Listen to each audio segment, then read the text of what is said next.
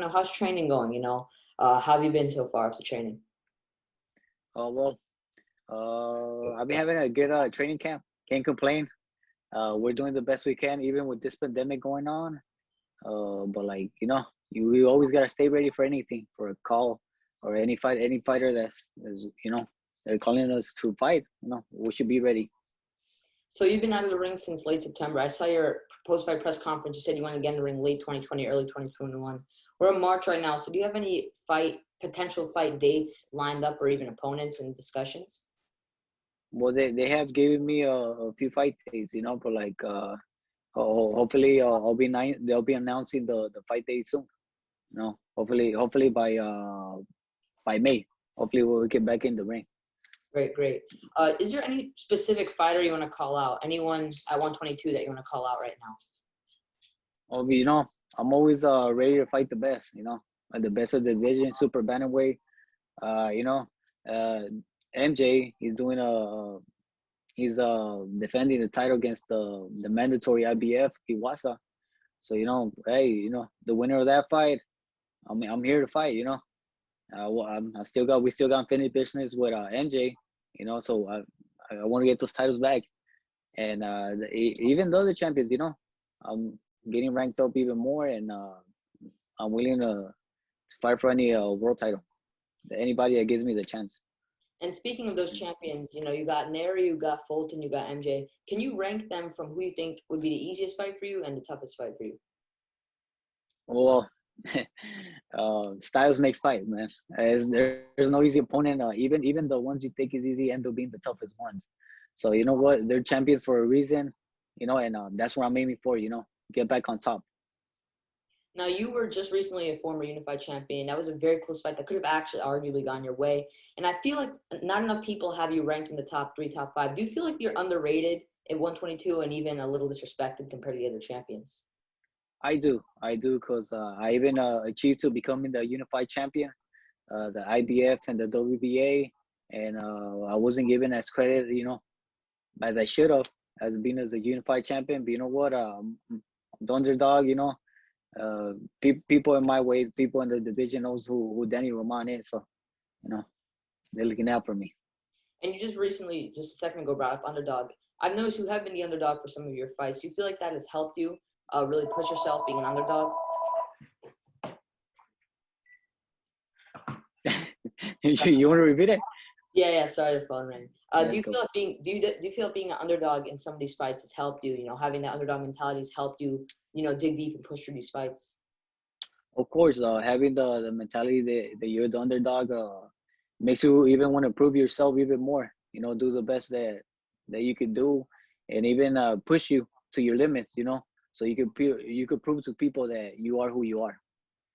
For sure. Now against Akhmadaliev, that was an excellent fight. One of my fight of your candidates. Do you feel that you got robbed in that fight, or how'd you score that fight when you were in the ring and when you rewatched it? I mean, even when I was inside the ring, I knew it was a close fight, but I knew I took the fight for 1 or 2 points, and you gotta respect the judge's decision, But in my eyes, I believe I won that fight. It was a close fight, yes, but I feel like I won that fight. And as you called out for that future rematch, do you want to have one opponent before that, or do you want him to be next? The sooner the better, But like I would like to stay busy. I would like to stay busy a little bit more. I know with this pandemic going on, it's kind of hard, but like I would like to stay busy, and keep myself in the ring. Now, you were with the PBC, at least in your last fight. They have a great landscape at 122. What do you think about those guys, not just the champions, but even the guys like the Angelo Leos of the world? What do you think about that landscape, and do you want to fight all those top guys? Of course, the division is getting hot. Super bantamweight is getting hot. A lot of talented fighters are in it, and even it motivates me even more, because I know there are guys, like they're in the same goal as I am, trying to become a world champion. So it's more competition, and they'll even like make me even a better fighter. For sure. And who do you think, aside from you, is the best guy at that weight class? That's a good question. That's a good question. For what he has achieved, I would say Luis Neri. He was the bantamweight champion. He went to Japan and won the world title against a Japanese fighter, and he's a world champion now at super bantamweight. So as what he done, I'll give it to Luis Neri. You know, even you got MJ and you got Fulton that just won the world title. I mean, so we'll see. We'll see what comes up. And the crazy thing is, many people also agree with you and they say Lewis Neri, but I think stylistically, Lewis Neri would be your best opponent. I think the easiest opponent, I should say. He seems like a guy that tires out. I feel like your style would give Neri all types of problems, in my opinion. I think out of the three champions, you would have the easiest time against Lewis Neri, in just my opinion. No, thank you. I mean, we'll do if that ends up happening soon, we'll do a great training camp for that, and we strategy everything. We'll work it out, and by then we'll come out victorious. I agree. Outside of boxing, what are some things that you do to take your mind off the sport? Oh, I mean, I like reading a lot. I like going to the park, spending time with the family, and just getting my mind off boxing. You know, just for a little bit, even though it's on my mind 24/7. But like, I like to get a little bit distracted. Uh, I'm on that PS4 as well. Not a lot, but I'm just a little, just to distract myself. And I mean, just certain stuff, you know. But mostly, I'm reading. I'm reading. I read the Bible a lot. I pray as well too. Amazing, definitely for sure. We just had an excellent matchup last weekend between Chocolatino and Estrada. Do you think in boxing we deserve more warriors like that, fighting each other and getting the best every time out, the best fights every time out? Of course, you know that's what the people want to see. You know, two best fighters of the division facing each other. You know, and giving it all. You know, and by the end of the day, the winners are the fans. You know, because that's what people want to see. You know, they want to see all action fight. Who are some of your favorite fighters currently in the sport and retired from the sport in boxing? Well, I mean, I grew up watching Chavez Senior, so that he's always been my favorite fighter. Uh, you got a Hagler that just passed away. I like the way he fought as well. Southpaw, Sugar Ray Leonard, Duran, the Fabulous Four, Hearn, and even now, I mean, I like Teofimo as well too. You know, and all these young fighters coming up, even Terry Crawford as well. You know, and the heavyweights, Tyson Fury, with there's some good fighters. You know, but like I believe they should face each other. You know, the best fighting the best. That's what everybody want to see. For sure. And you also just mentioned the four kings. Who is your favorite four king out of all of them?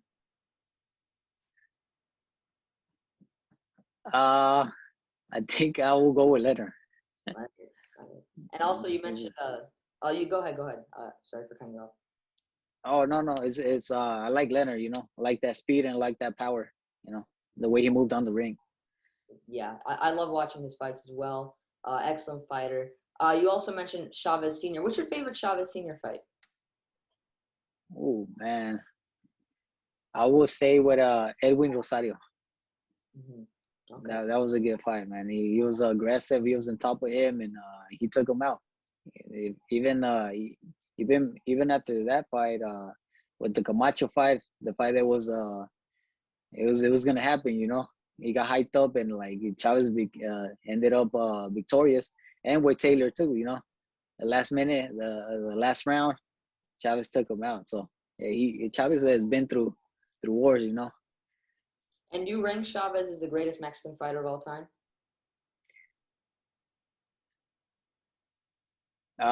Yes. I mean, you had other fighters as well. You know, Salvador Sanchez, but he left us too soon. You know, but like I think Chavez, for me, he's a legend already. He's up there. So I think Salvador Sanchez, if he hadn't passed away so young, I think alpha talent, and he definitely could have been the best because he was already so young and he's already in talks. Imagine if he had a full career, he definitely could have been that guy. But I'm also wondering, how'd you get into boxing? What was your story? What got you into the sport? oh well, my brother and my cousin, they were doing boxing back then, even before I did it. I was playing football Sunday in school. Uh, I ended up throwing the ball over the fence. I got beat up, came home crying. My dad said, you know what? It's time for you to learn how to defend yourself.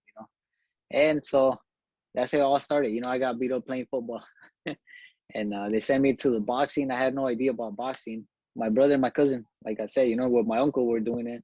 So little by little, I started getting into it, and I started loving the sport. Once I started getting the hang of it, you know what? I think this is for me. I like this sport.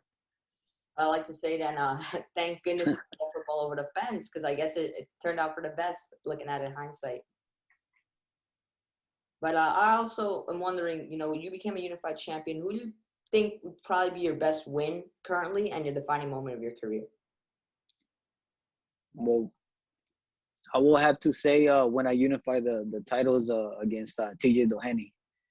I think that's been the greatest achievement I have achieved, and I will have to say he's been the toughest fighter I have fought so far. I fought the other champion against. Hats off to TJ. He's a warrior. He gave it all. I gave it all, and thank God, at the end of the day, I was victorious. And I'm gonna have to say that was the biggest achievement and the toughest fight so far in my career. Yeah, that fight was definitely fight of your candidate. It actually kind of stole the show from Estrada Rungvisai too. I'm pretty sure that was the card, right? Yes, it was. Yeah, that's still. I remember that was like the main talking point the next day. Instead of people talking about Estrada, we were talking about, wow, did you see that Romando Henny fight? What a war that was. That was an excellent matchup for sure. What was it like being on the undercard of a pay-per-view for the Charlo event? That must have been a cool experience. Of course, you see all these big names and fighting under their card. It's a whole different thing. Like you try to do your best because they're gonna perform as well. So you try to do your best as well. Try to steal the night. That's what I try to do. Try to steal the night and have people talk about Danny Roman. All right. Well, thank you so much. That's about all the questions I have for you, but truly appreciate it. Definitely means a lot that you're willing to do this interview. Do you want to just give some people where they can find you on social media? Yeah. You could find me on Facebook, Daniel Roman, and you could find me on Instagram _Babyface Assassin _ and I got Twitter not that long ago, and I just forgot the name, brother. But like maybe you can help me link it up. I will. You can find me as well too. Yeah, I'll definitely link up your Twitter as well. Thank you so much. Much appreciated. Have a Thank good you. night. Of course. Have a good one.